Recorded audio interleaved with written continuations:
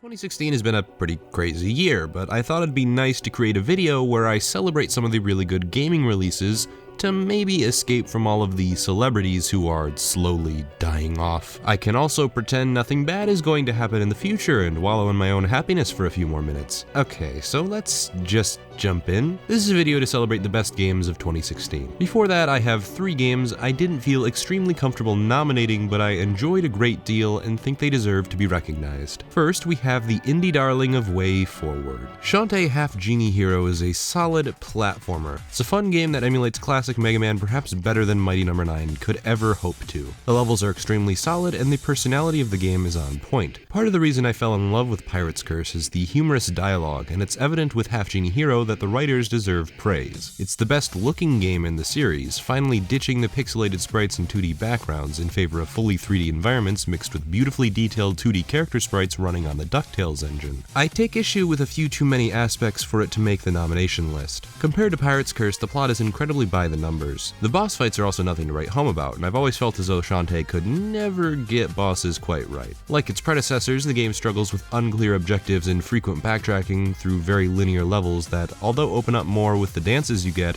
end up padding the length of the game in a way I didn't end up enjoying much. If you can get past all that, there's a quality platformer lying in wait.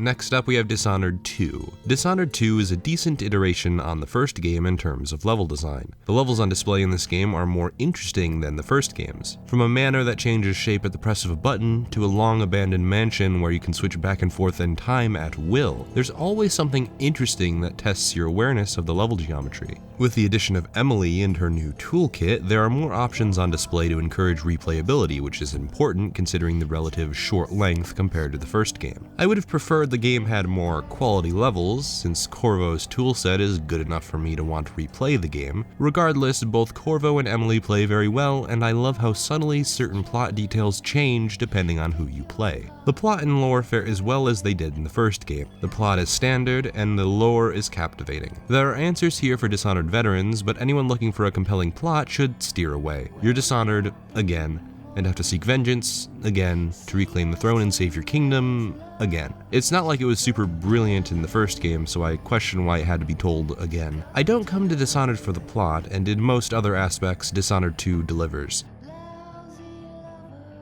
We move to Uncharted 4: Thief's End. I love Uncharted to death. The experience of playing the events of a movie, no matter how dumbed down the gameplay feels, never stops my adrenaline rush. This game is no exception to that. Despite taking on a more realistic tone, it keeps the bombastic energy of its predecessors in both its level and set-piece design. I dare say the character arcs in this game are some of the most interesting in the series, painting Drake as a retired adventurer longing for the glory days, and Sam as a reflection of Drake's passion for treasure hunting. It is a positively gorgeous game, almost lifelike. Rafe and Nadine are slightly underwhelming antagonists, but they're miles more interesting than Marlowe and Talbot. It's also worth noting that Uncharted's strong suit was never its villain gallery. Even Lazarevich was a bit too generic for my tastes. The gunplay is as good as Uncharted is probably going to get. The grapple hook makes for some pretty dynamic traversal, paired with the battle arenas that have so many exits and entrances to them, you can approach most gunfights in any way you please. It's still pretty underwhelming as a gameplay mechanic, but you could do much worse. While I don't hold it in as high a regard as I do 2, which was slightly better paced and had more interesting set pieces, Uncharted 4 doesn't lag far behind.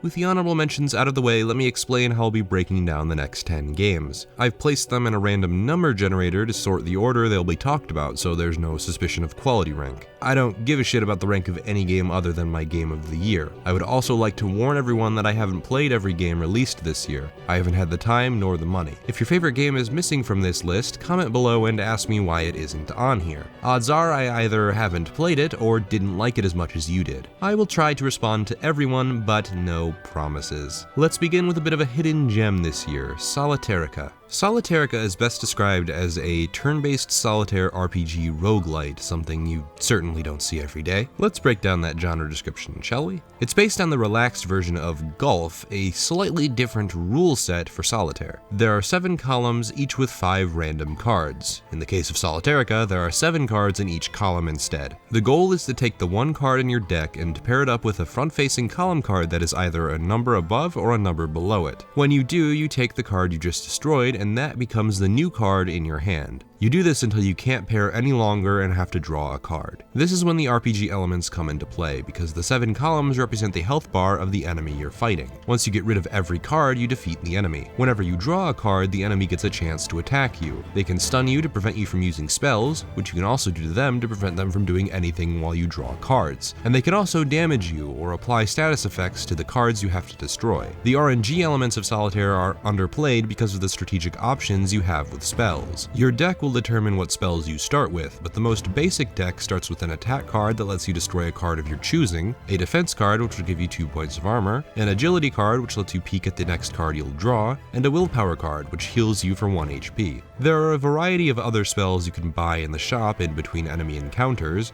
where you can use the gold you've attained in your current campaign. It's set up like a roguelike, so death is permanent and forces you to start over from the beginning when you lose. Because of the vast array of spells you can have at any given time, plus the different decks you can obtain that start you with different spells that focus on different card attributes, there's a great deal of strategy to RPG Solitaire. You can stun an enemy in anticipation of a huge attack in order to stall for time to pick a card that will actually be of use to you, or you can pack an armor spell to bulk yourself up to withstand the brutal attacks of some of the later enemies. You can even buy items to give you different attributes, like starting the battle with 2 points in defense or something to give you a head start on your armaments. The game isn't very long, but it's hard as fuck. To this day I haven't reached the final boss because the later encounters are pretty brutal. Despite that, I've sunk about 15 hours into a game that should only last you less than 2 hours, and I anticipate I'll sink even more time into the game once I get around to buying it on Android. This is a perfect phone game, and that extends to some of the features that debuted in the PC version. You can turn on fast animations to make actions complete faster, and the coolest feature in my opinion is when it saves the state of your game. Whenever you quit, you can hit the play button again and expect to see the exact same screen you quit on. This is such a great feature, and I imagine it isn't widely adopted because Solitairica isn't as demanding as most games are with load times. It's by far one of the best mobile games this year that also happens to be fun on PC. I nominate Solitairica for my Game of the Year. Staying in the realm of indie development, my next nomination is Firewatch. I haven't tried out many narrative experiences, or walking simulators as some people like to refer to them. It doesn't sound like many of them have the substance I'm looking for in a video game. Firewatch came along and proved me wrong on that front. Playing Firewatch was an experience like no other. I connected with Henry through his journey on a level I've never connected with a character before. I felt his drive to explore the forest, his suspicion that there was something wrong, some big conspiracy. I wanted to unravel it as much as he did, and I felt the same disappointment when the secret was revealed and it wasn't anything special. Initially, it pained me. It felt like a lost opportunity. Why wouldn't you follow up on such a brilliant mystery? Eventually, it hit me. This is what the game wants me to feel. I should feel dejected, disappointed that I have to return to my mundane life. I'm the type of person who seeks out exciting prospects even if they don't pan out. I love the thrill of exploring an abandoned building at night or maybe doing something illegal. I don't do it, obviously, because that's illegal, I mean, as far as you know, but the idea of it is what gets me thinking, and that's why video games are a release for me. This is by far the strongest aspect of Firewatch. The atmosphere it conveys is top-notch. I was scared more by this game than any horror game I've played in the last several years. The paranoia that seeped into me had me overthinking every small portion of my adventure. It made me suspect Delilah, who I had befriended early on. It's fascinating how enveloped I was in the game's world and how visceral that feeling of disappointment was when it ended up being nothing. The experience I had with Firewatch is much like the experience I had with Bloodborne. I'd say my only issue with the game is its short length paired with next to no replayability. Since the payoff isn't strong, there's no real reason to replay the game to see how it foreshadows what's coming up. You can certainly see the evidence and connect the dots, but it's not as satisfying because the payoff wasn't meant to be satisfying in the first place. Firewatch is an experience I likely won't forget, and as a game I think it does an excellent job delivering a story that didn't please everyone, but backed up the themes of the game in a profound way and connected with me on a personal level. I nominate Firewatch for my Game of the Year. You probably haven't heard of this next one. Zero Time Dilemma is the third in a criminally underknown trilogy of visual novel/puzzle games under the Zero Escape moniker. It aims to wrap up the trilogy, and what a fitting conclusion it is. The idea of the game is much like Saw. There are 9 people trapped together, forced to play the sick game of someone called Zero. The series excels at injecting philosophy and science in one of the most over-the-top yet consistent ways I've ever seen. Concepts such as time travel by swapping consciousness with your past self, alternate timelines, and the butterfly effect, Schrodinger's cat. There's so many ideas each game will present and follow up on by progressing the plot using the ideas I've listed. I came to love many of the characters, especially my core 4 cast, Junpei, Sigma, Phi, and Akane. This game goes pretty far to both conclude their character arcs while making them feel a bit different as well. Junpei is understandably a bit edgier after the events of the first game. Sigma and Phi have a very interesting relationship given the age of Sigma's consciousness, and it leads to a lot of humorous dialogue with Sigma not understanding some of the jokes that Phi makes. It takes place in between the first and second games, which sounds a bit odd, but because of all the time travel and body swapping, it feels more like a conclusion to a narrative arc than it ever has any right to. So many setups to the events in Virtue's Last Reward are here, and they feel so good to experience. The new characters are fun as well, even if a few of them don't get fleshed out as much as I would have liked, such as Eric and Mira. They're criminally underdeveloped, and it saddens me. It's a satisfying conclusion, and the ending blew my mind a little bit because of how much sense it made in the context of the series. If you, for some reason, aren't into the story, there are puzzles to solve that are incredibly complex. Some puzzles had me writing down codes or deciphering patterns gleaning off what I could interact with. It's some of the best puzzle solving I've seen, and dwarfs even most puzzle games which focus entirely on their puzzles. The game has a very creepy atmosphere. There's a lot of light humor in the game, but it's important to remember it's still a death game with foreign concepts such as rebirth, jumping bodies, and a whole host of other strange concepts. I was playing the game at night and there was a gas burst near where I lived.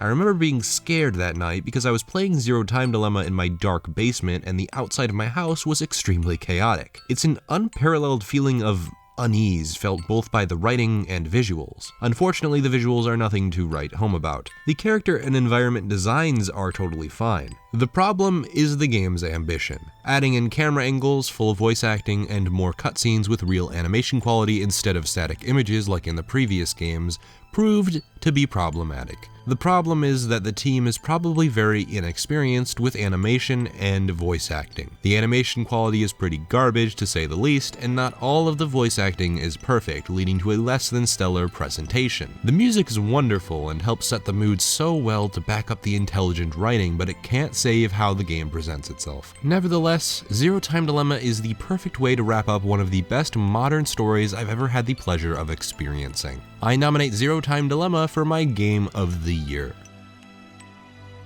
In contrast to Zero Time Dilemma, my next game is one everyone knows about, Overwatch. It's important to note I don't often get involved in many multiplayer games, especially first-person shooters. For me, an FPS is more about the single player, which is why I enjoy games like Halo or the most recent Doom. That said, Overwatch managed to capture me in a way I am still surprised by. 100 plus hours later, and I am still playing this game daily. Overwatch is perhaps the most accessible shooter I've ever played. Each character is hard to master, but it's easy to familiarize yourself with their toolkits. In terms of design, they are iconic not just in their mannerisms and design, but also in their abilities and ultimates. Everyone knows what "It's high noon" is in reference to, or the quote from Hanzo where he fires his dragon, which I'm not going to repeat because I'm not Japanese and I do not want to butcher it. I'm sorry. The characters are so strong in this game, I wish they made a movie or a single player campaign to make more interesting use of their abilities and to flesh out the universe of Overwatch. The comics are nice, but I hate this whole expanded universe shit. I wish they'd just fucking tell me the story. Every match feels different. There are 23 heroes to choose from, and more coming in the future. Each one fills a role for the team. You have your flankers, your supports, your tanks, your dedicated damage dealers. The game modes facilitate team-oriented plays with strategic ultimate timings, and the option to hard counter certain ultimates keeps the energy high no matter what's happening in the match. It's a constant back and forth, and there's never a moment where you sit still and breeze through the enemy team. for the most part anyway. Some echelons of quick play are a bit pathetic, but it's hard to predict the outcome of most matches. There's a hero in this game for everyone. If you're a pro Counter-Strike player, you can play McCree or Soldier. If you aren't the best at aiming, maybe try Lucio or Mercy. Maybe you just want to support your team by playing Reinhardt to protect them. There are so many options, and the ability to switch heroes mid-game means you can constantly change the tide in the battle with just one counter pick to a hero giving your team trouble. It's become one of my favorite shooters, and it keeps me coming back day by changing the patch notes, adding new characters and maps, keeping me excited for what's on the horizon. It might not have the single player mode that I usually enjoy from a first person shooter, but the multiplayer is so good and so dynamic that it's had a death grip on me since June. I nominate Overwatch for my game of the year. If you've been around the channel for any length of time, you'll know how much I love the Soulsborne series. Dark Souls 3 quickly became one of my favorites, tied with the original. I love that they adopted the fast-paced combat style of Bloodborne that kept my adrenaline pumping through every encounter with an enemy or boss. The high emphasis on rolling to dodge attacks may limit optimal playstyle choices, but it was the playstyle I was by far the most comfortable with and the one that makes the most sense to me. The slow and methodical combat of the first Dark Souls was necessary to reinforce the oppressive nature of that game, while remaining authentic enough for the world to feel as real as it could possibly be. That said, Dark Souls 3 just feels more fun to play. It isn't as immersive or as fully realized as the world of the original Dark Souls, but I guess this is just a comparison between something that's more immersive and something that's more fun to play. I think they're on an equal playing field, though the soundtrack is a 100% step up from the original. Motoi Sakuraba is good at what he does, but outside of Ornstein and Samoa and Gwyn, he hasn't made a track that clicks with me in the same way as Lorien and Lothric or the Abyss Watchers. I feel like Yuka Kitamura is a better fit for the series, but that's probably just me. I mean, music is subjective after all. The bosses don't feel as well designed in terms of how difficult they are. Edex Gunder is great until the Curse-Rotted Greatwood comes along and is a total pushover. While the bosses are hit or miss, the levels have a pretty natural difficulty curve. Plenty of them focus on vertical movement, my favorite being the upper portions of Lothric Castle, where you can finally climb up top what you saw looming over you in the very beginning of the game. Beforehand, you could only glimpse the majesty at the top of the castle. It reminds me of seeing Anor Londo for the first time in Dark Souls and how overwhelmed I was by the scope of the world. Dark Souls 3 panders a lot to the fans of the original. Siegmeyer is back, Anor Londo comes back, Gwyn comes back. It isn't as original as it could be, but it was a fitting conclusion to a series that's close to my heart. The credits made me cry a bit, as I said in my review, because of how happy I was, how joyful I was to have seen everything FromSoft had to offer, and the beautiful magic they were able to work on my heart to make me love their world design so damn much. It doesn't do everything correctly. The Estus still isn't as good as the original Dark Souls, and neither is the placement of bonfires. However, it doesn't harm the game too much, because it has a solid set of mechanics and a solid difficulty curve to back itself up that the original wasn't able to rely on as much as its immersive nature and brilliant health and checkpoint systems. Dark Souls 3 is a fantastic conclusion to one of my favorite series, and stands on par with the original in my eyes. It has a few shortcomings, sure, it isn't perfect, but neither was the original Dark Souls, and I can't see Dark Souls 3 as anything less than awesome. I nominate Dark Souls 3 for my game of the year.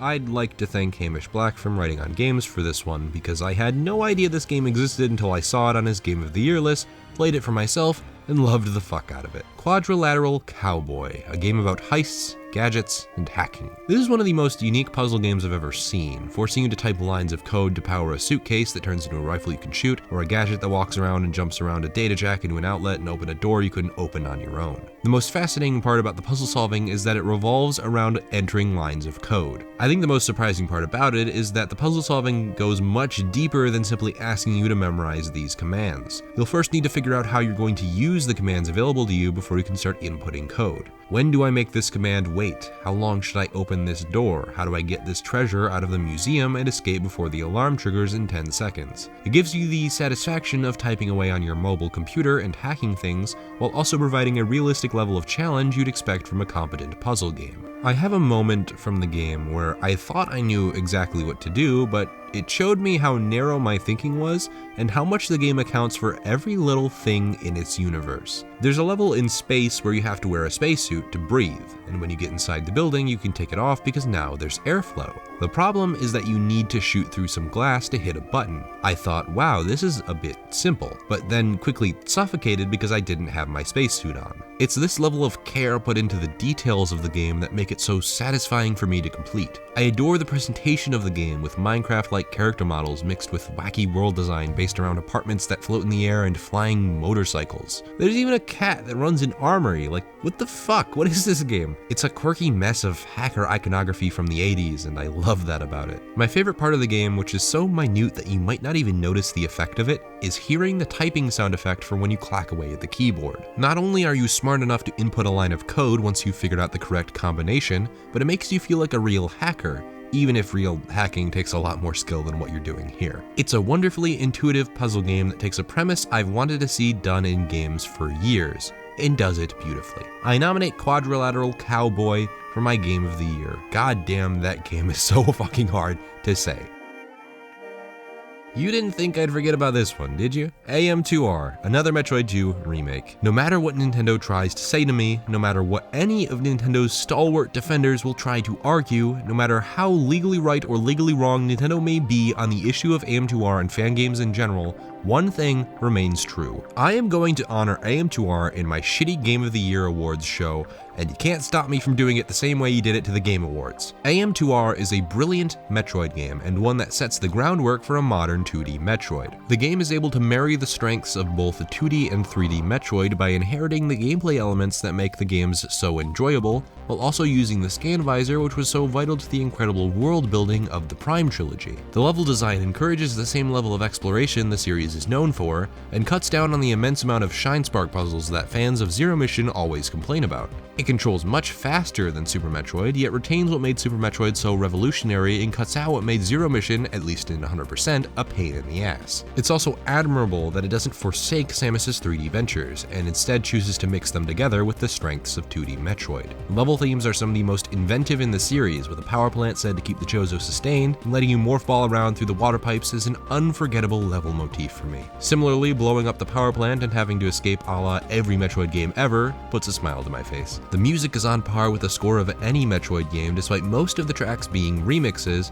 and the atmosphere is superb. Watching as Federation troops lie dead on the ground of an abandoned outpost with a huge Metroid waiting around the corner for you to fight heightens the stakes. Although each Metroid looks samey, the way their AI is programmed is different for each and every fight. It doesn't make for the most memorable boss encounters in the world, but they work for the purpose they serve. The real boss fights are much more unique, like the flying Chozo statue that makes perfect use of your newly acquired space jump. Dr. M64 did a wonderful job imagining 2D Metroid for the modern era. What we're left with is a compelling core Metroid experience the fanbase hasn't felt in around 9 years. This game came on Metroid's anniversary. An anniversary Nintendo seemed to be hell-bent on ignoring. This game came on the cusp of Federation Force, a game no one ever asked for, and a giant fuck you to fans of Metroid that have been waiting years for Metroid to return proper. One thing's for certain, it's a fantastic game that every fan of Metroid should be proud exists. I nominate AM2R for my Game of the Year.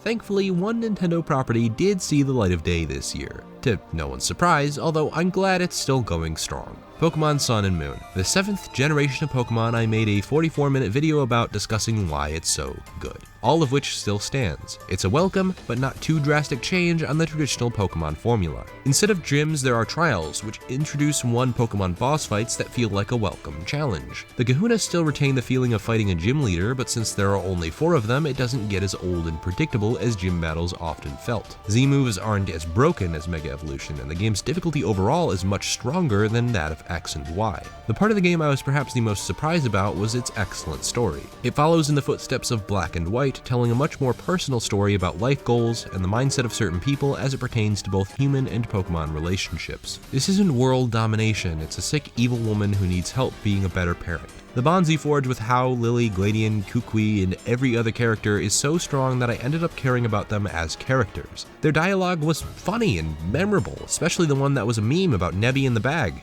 Like, why the fuck was that a meme? Alola as a region feels like Hawaii, and not at all like a clone of Gen 3, which is what I was worried about. The Pokemon selection feels fresh, but could have used more Pokemon and a bigger focus on those newer Pokemon like Black and White established. Abolishing HMs may still be my favorite part about the game. HMs were by far the most obtrusive design choice in all of Pokemon, often making you waste precious move space to explore the environment and find items. Making HMs hard to remove is one of the most baffling choices Game Freak have ever made, and Ride Pokemon completely make up for that. They're easily mapped to the directional pad, make more sense in universe, and get the job done quicker than if you had pressed a button on a rock and waited for a Pokemon to smash it. Instead, you can just ride a Tauros into a rock, and that's that. He even serves as a bike because of his fast speed. The soundtrack is excellent, especially the villainous themes for Team Skull. This game oozes personality in its non-chibi 3D visual design and route layouts that no longer need to conform to grid-based movement because your character has analog movement now. Pokémon Sun and Moon are best described as spiritual journeys through the Alola region to soak in Alolan culture by completing various cultural activities in the form of trials in order to gain enough experience with you and your Pokémon to challenge the Pokémon League.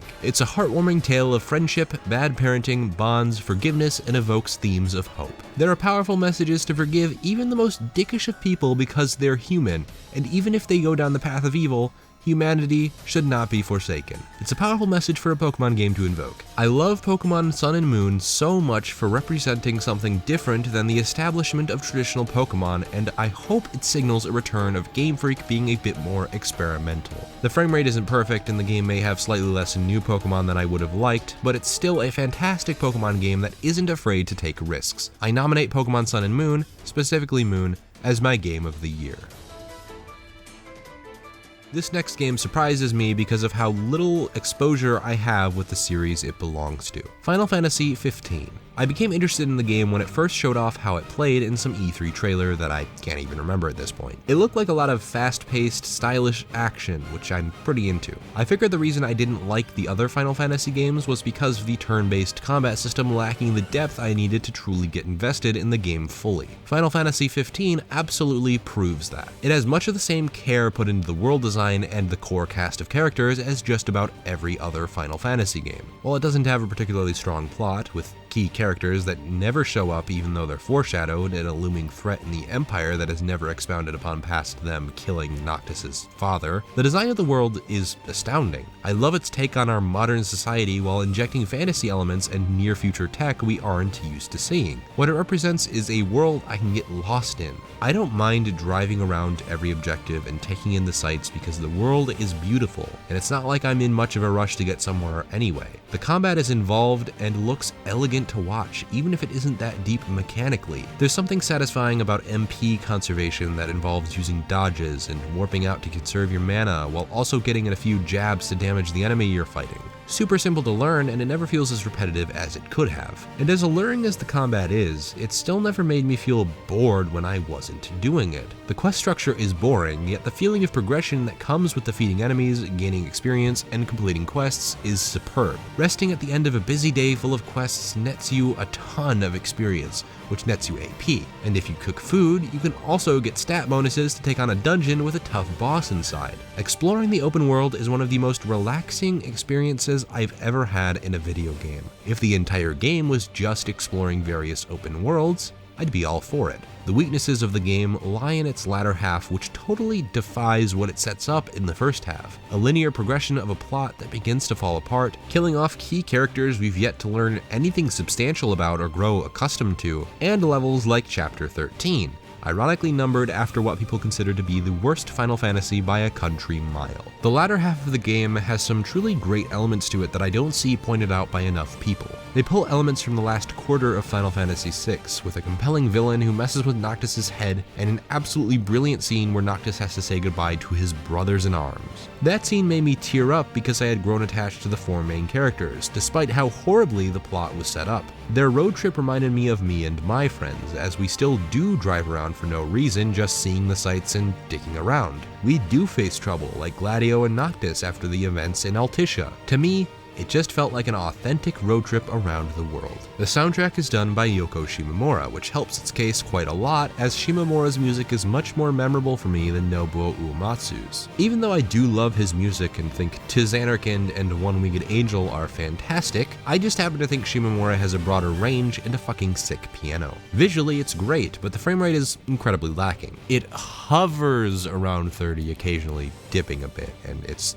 quite jarring. Yet it never seems to hamper my enjoyment of the fights or exploration of dungeons. It's just an annoyance that I lived through and ended up forgetting about. I could explain in more detail about this game, but I'll just leave it at this. Final Fantasy XV was my biggest surprise of this year. I never expected to like it, and upon critically looking at this game, it's flawed to hell and back, but I just can't help but love what it does right. Because what it does right, it does oh so right. I nominate Final Fantasy XV for my game of the year.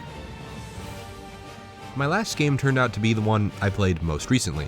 Funny how that works. Furi, an action-focused boss rush that takes inspiration from fast-paced action games like Devil May Cry, Bayonetta, or basically anything by Platinum Games that doesn't suck. You might think the idea of a pure boss rush to be shallow, as I did when I heard the concept for this game. I try to give mere concepts the benefit of the doubt, but I've always seen bosses as skills to test your ability and the core game to be practicing and experimenting with the abilities you gain. However, Furi manages to excel at testing your ability more than anything else, and for that, I appreciate it. The boss fights are some of the most unique boss fights in gaming history, each with incredible character designs by the same artist who designed for Afro Samurai. The world is breathtakingly gorgeous, and the soundtrack gets my blood pumping no matter what's going on screen. If Yoko Shimomura hadn't composed this year, Furi would have my favorite soundtrack of the year by far. Of course, what the game excels at are its boss fights. The feeling of parrying attacks, following up with a few melee attacks, or maybe shooting at the boss from afar while you avoid its lasers and relentless attacks on you. Maybe the boss you're fighting is a sniper you have to hunt down to even damage, or a flying angel you need to use your gun to defeat because she's always out of melee range. Maybe you'll have a pure melee fight with another samurai swordsman like yourself. There's no shortage of relentless creativity in Furi that keeps every fight interesting, which extends to both the visual and mechanical components of the combat.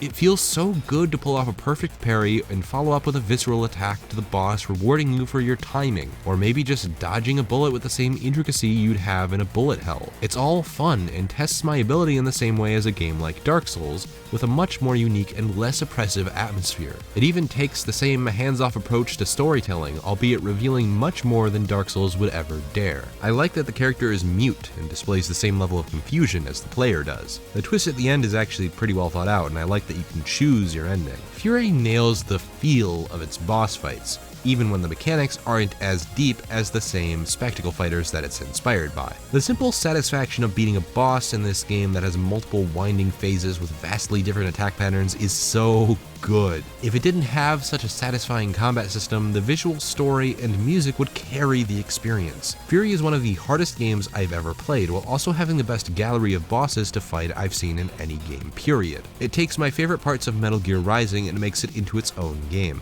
The only thing I take issue with are the sections in between fights where you have to walk forward for no discernible reason other than to give yourself a break in between fights. An option to skip these would have been appreciated for multiple playthroughs, because even on my first playthrough, it got old. Outside of that, Furi is one of the simplest boss rushes I've ever played, but it also makes it one of the most satisfying ones to play. I nominate Furi for my game of the year.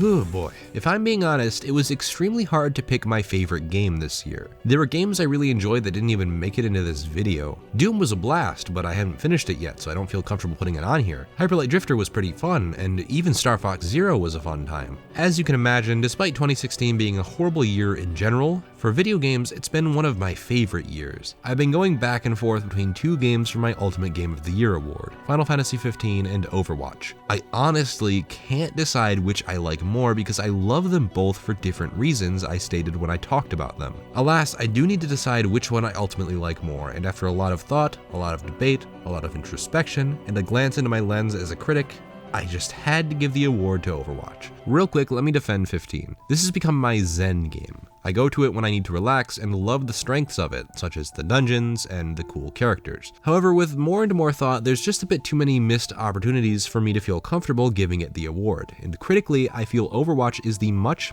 stronger game of the two. It managed to get me into competitive multiplayer gaming, and I fell in love with the characters to the point where I cannot wait to see which characters are coming out next and which new maps we get to play on. I was ecstatic to try out Ana and Sombra, and whenever they change a hero to feel better or worse, I was eager to see how they felt after the change. I play Overwatch on a daily basis and don't see myself stopping anytime soon. The seasonal events and new cute looking skins and voice lines keep me coming back to personalize my favorite characters. Yeah, it could use more game modes and maybe even a single player, and I could get pretty deep into a few of the balancing issues that make up the current meta of the game, but from a design standpoint, the game is near perfect and it's fucking fun. Every hero has a counter, every hero is a viable pick in some way, and the communication of the dev team, coupled with how often they tweak and update the game to fit the needs of their player base, gives me confidence that 3 years into the future, Overwatch will still be as strong as it is now, if not stronger. I love Overwatch to death, and although Final Fantasy XV came so fucking close to dethroning it,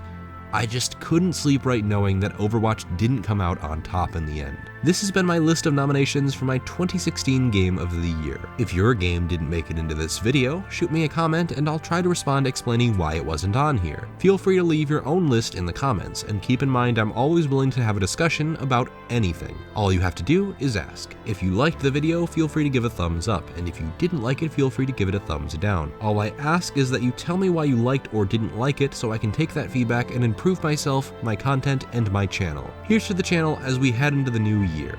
I'm confident we can grow even more than we already have. Thank you for watching. My name has been KingK, and I certainly hope you have had some well-deserved fun this year. Although, if you haven't, I can't really blame you. But I mean, here's hoping we can have some more well-deserved fun in 2017.